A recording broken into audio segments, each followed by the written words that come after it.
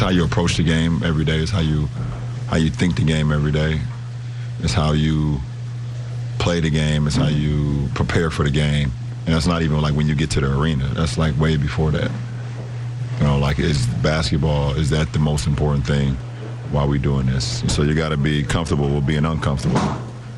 So I'm not saying that's what we are as a whole. Kind of looks that way at times, that, you know, sometimes we feel like we're afraid to be uncomfortable, kind of get out of our comfort zone, you know, kind of, you know, have that sense of urgency, you know, from the jump, and not be afraid to actually go out and fail to succeed. So, I mean, we have, 23 games left. We'll see what happens. We are joined by FS1 NBA analyst Chris Broussard. Good morning. Finally, some objectivity. Good morning. That's right. Yeah. Chris. That's right. That's what I do. I'm king over Okay, can we just wait on you for a second? I'm going to start with Chris here. LeBron had a lot to say. What do you make of those comments? Shannon, you know I'm usually with you in defending LeBron. But I keeps it real, and I didn't like it.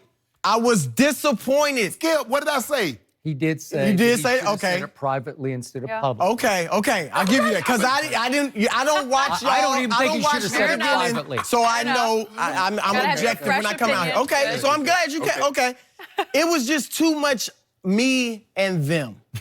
And look, there's a time to drop the hammer, especially when you're the best player in the world, you're the leader, you got championships. There's a time to do that. But there's also a time to hug your teammates, to encourage them, to support them, to let them know you're with them. And I thought this was that time. There were some things that baffled me. So LeBron talked about guys haven't been there. Do they know what they're missing out on? You know, if they haven't been there. Well, who are you talking about? JaVale McGee's got 2 championships. Tyson Chandler's got 1. Rajon Rondo's got 1. Okay, that adds up to 4. Right. LeBron's got 3, and the rest of them have 4. So they've never been there. And a couple of them came at the expense of LeBron. Rondo's, Chandler's, McGee. I mean, all of them actually. Right. Yeah. Lance Stephenson's been deep in the playoffs. So he was talking about essentially Brandon Ingram and Kyle Kuzma. Ingram gave you 29 points. Kuzma played okay. He did. Reggie Bullock, is he throwing him in there too? I don't know. It was just too much. And coming off a game where, look, LeBron was spectacular offensively. He threw some pocket passes, some full court passes. Yes. No, I give you that. And he obviously gave you his 27. He was not in his usual attack mode. No, and that's a... What about them threes? No, he hit some 30-footers. He hit 3 threes in the third quarter, and they lost the third quarter by 4 points. Just for the record. Go ahead. Okay. He missed 4 of 6 free throws. He did. And you said, and I was going to bring this up later, but he wasn't in his usual attack mode. LeBron has always been like, I've even asked him privately, why don't you just play point guard? He's never wanted to fully commit to a point guard, but yesterday he was pretty much fully committed to point guard. He was. I agree. I think part of the reason he doesn't want to fully commit is because he gets himself out of like scoring. Now, he's going to get you 25 no matter what. Right. But he's not. He only took 17 shots, only 6 free throws, so he wasn't attacking. I don't think he knows that balance yet between being that point guard, but also scoring 35 or 30 or whatever. What did you see in the first 3 games in the first finals against Golden State when there was no Kyrie and no Kevin Love? What did you see? He played essentially point guard. And he played attack. Right? And he shot, now he only shot 30-something%, which he hates to do. Okay, but he believes in efficiency, but you're right. I think he just had no choice. He had no choice, but I loved it, man. They were in position. If he can find that balance, like Miami, I don't think, when he played point guard, I think he was more distributor, but it was fine because you had Wade and Bosh. Yeah. Right. And yesterday, but that plays into the discomfort. I would say to LeBron, you be uncomfortable and go get me 45. That's not, he don't like to do that. There you go. Right? He likes to give you 27, 12, 10, whatever. Go be uncomfortable. We need the 45. He needs more James Harden. Right, we need that. And then defensively, that was their whole problem yesterday. And LeBron's been bad defensively. It just is what it is. Since I got this from Steve, our researcher, your guy, they were 10th. They were 10th defensively when LeBron got hurt. They were 7th defensively when he was out. Like, even though they were losing, they couldn't score. Really? But defensively, they were great. Since he's been back, they're 25th defensively. So I'm just saying, this was not the time to separate yourself from your teammates, and that's. But I didn't know you. Okay, I give you that. All right, that's. I agree. You look at LeBron use the word like approach, the way you think the game, the way you prepare for the game, and I don't just mean on game day. He's talking from an inside position, knowing, seeing how. Because the thing is, you know this about LeBron. He's very observant. You watch the way the guys prepare. Who's taking it serious? Do you know what's at stake? And you're right, LeBron, but that's why you came here. You came here to lead this team, to help them understand the gravity of the moment and to never squander, never take anything for granted because these moments are precious. While they have more time than you do, it's your job. This is what you signed up for. Because it's not like you went to Golden State. Right. It's not like you went to a team that had perennial guys that had been championship caliber.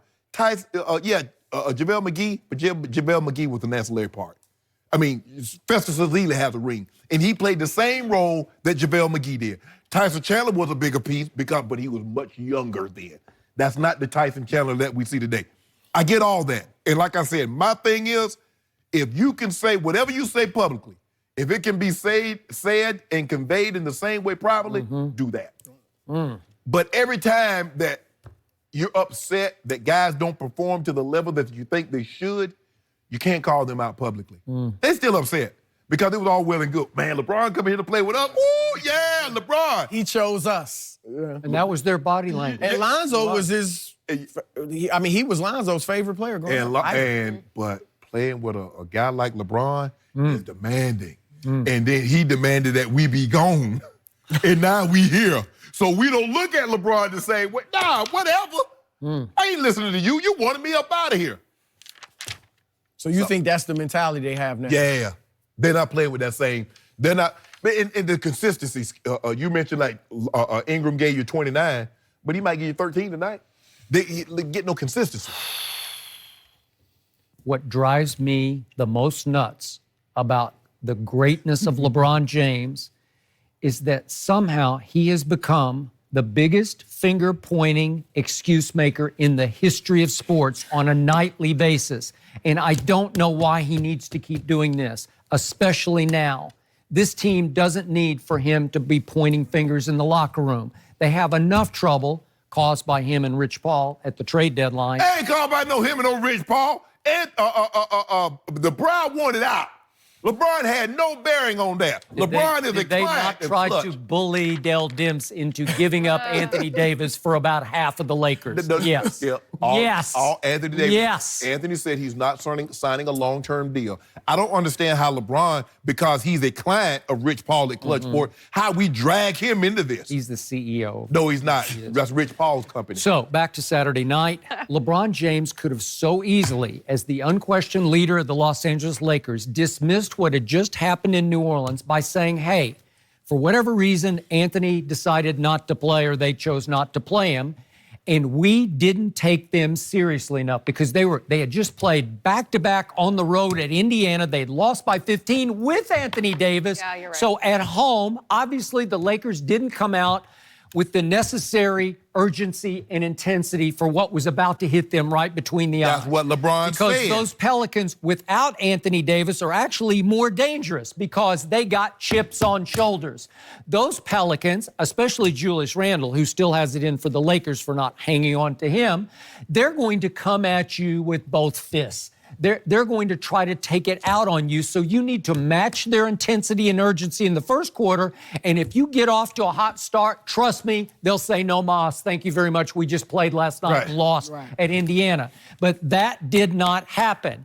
And all of a sudden, LeBron reaches for, how many in here know what's at stake if you've never been there? And I'm thinking, how many know what's at stake? And I look down the roster of playoff games played, and Rondo's played 105, and Tyson's played 75, and JaVale 44, and Lance 57. That's why LeBron got him. Okay, but that's why he got him, because there are a whole bunch know. of people. There are 1, 2, with 3, that. 4, 5, 6. There are 7 players in that locker room who have playoff experience. So don't tell me it's all a bunch of kids who have never been there and done this before, right? There are only 3 kids who have never, and you could throw Reggie Bullock in there if you want to, but there are 3 kids who don't know. Skip, you look at the minutes they play in. other than Rondo. Caldwell Pope playing 16 minutes. Tyson Chandler played less than 5. Lance played less than 11. You keep telling me all these guys, but they're playing marginal minutes. Talk to me about Kuzma.